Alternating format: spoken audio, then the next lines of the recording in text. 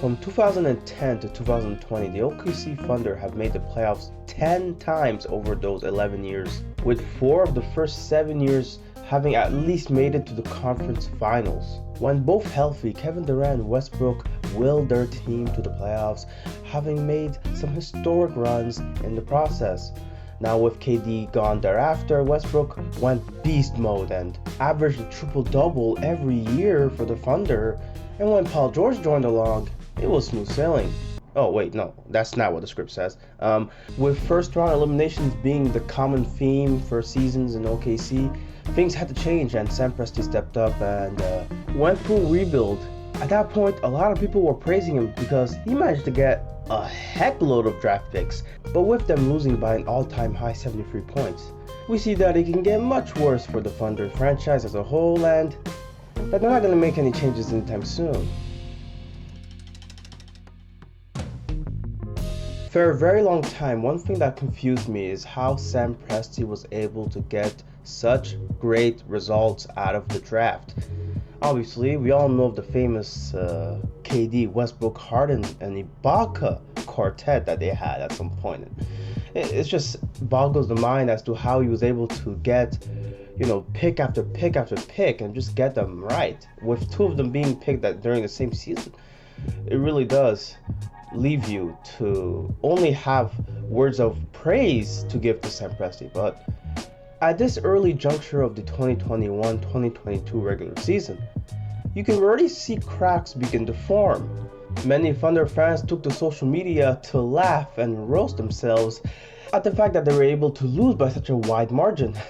Of course, it's historical in its own right, but that doesn't take away from the fact that this is all part of the Thunder's grand plan. Yes, although no executive on the face of this planet will be honest as to their intentions of losing games, their actions speak much louder, and thus everybody following the situation will come to the conclusion that, well, they're tanking. And the surprising thing about this whole situation, to me at least, is that the fans are still behind Sam Presti and are very loyal to his efforts.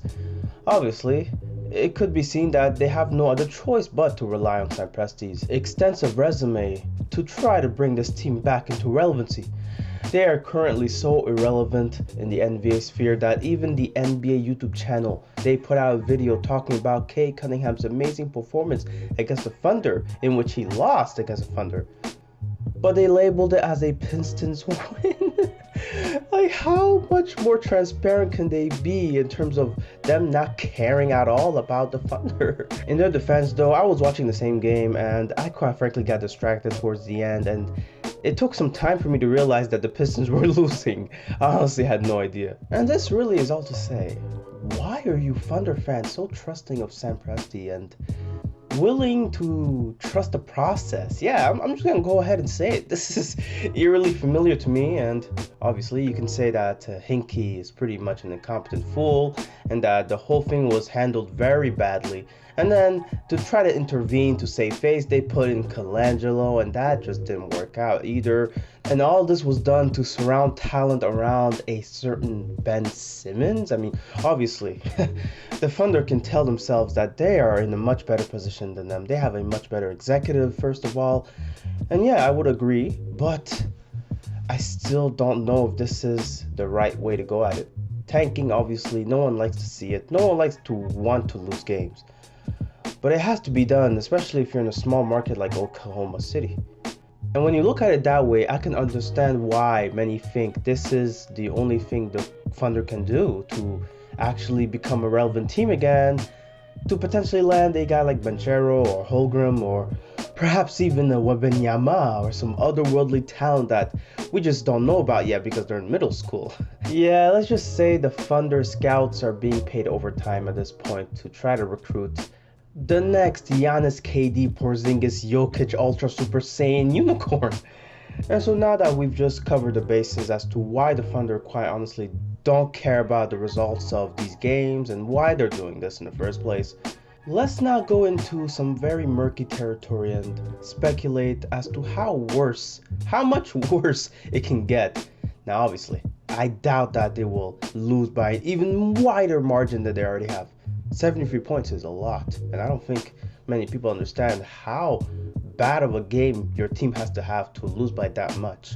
And not just that, on the Memphis side, you have guys like Santi Aldama that, honestly, no matter where the career goes, they're gonna tell this story to their grandchildren for years to come.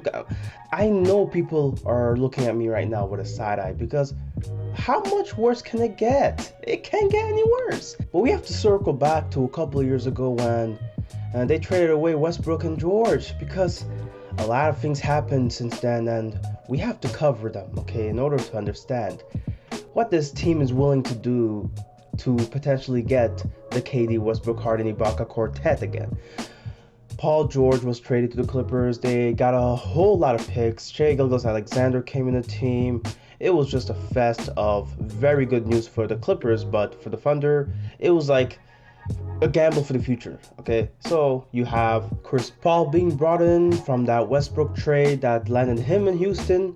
And at that point, the Thunder really didn't look like they were going to make the playoffs that year. But then they ended up surprising everybody and their mothers and then end up making the playoffs, only to lose in the opening round against the Westbrook Harden-led Rockets in 7 games.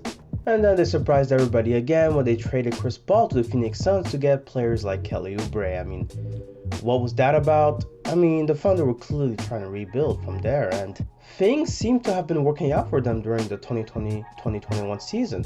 As now Mark Dejeunot, who was the assistant last season to Billy Donovan and who also coached for 5 years the Thunder's G League affiliated team, was now set to be the head coach of the team. And there were some great things to take away from that season, namely Shai Gilgeous-Alexander being just an excellent star for this team.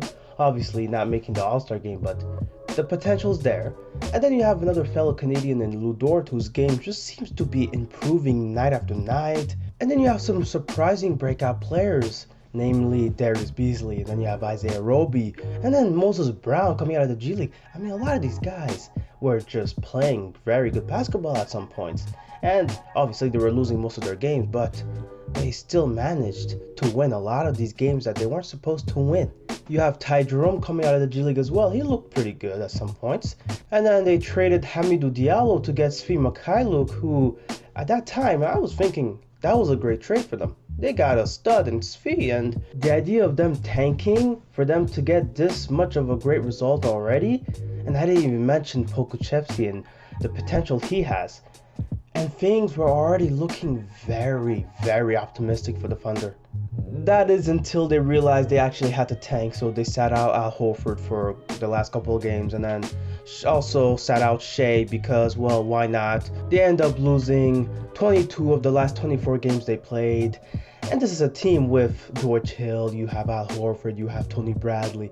And it's like, how can you lose that many games in that small of a stretch? At that point, you were just, come on, man. You're clearly trying to get a high pick. It's funny because they ended up getting the 6th pick in that 2021 draft. Of course, we all know who got picked, Josh Giddey. A lot of people are very giddy at the idea. Okay, I can't use the same pun twice, man. I gotta stop. Now, they traded away Al Horford simply to get Kemba Walker, who really isn't part of their long-term vision, so they let him walk as well. He goes to New York.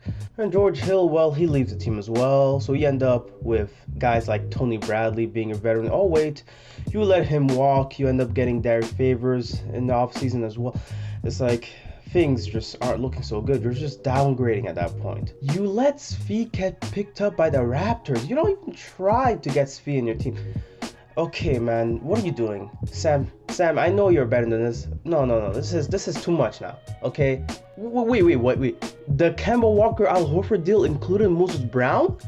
So you basically just gave him up to get a player that he wouldn't even play? And now he's in the Luka Mavericks, whatever, that has a coach in Jason Kidd who's just quite frankly incompetent and just doesn't know his worth, and so he doesn't even play him.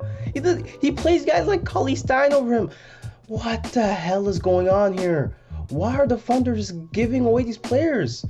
That was a question I asked myself at that time. I was just confused, dumbfounded. And now I can tell you why. I can tell you simply, they're tanking. They're really trying to get these Banchero guys, these Wembenyamas. And they're doing all they can to get them. They're just sacrificing so much of their potential to try to potentially make the playoffs in 3 years, to try to make the finals in 5 years. This is just insane, honestly.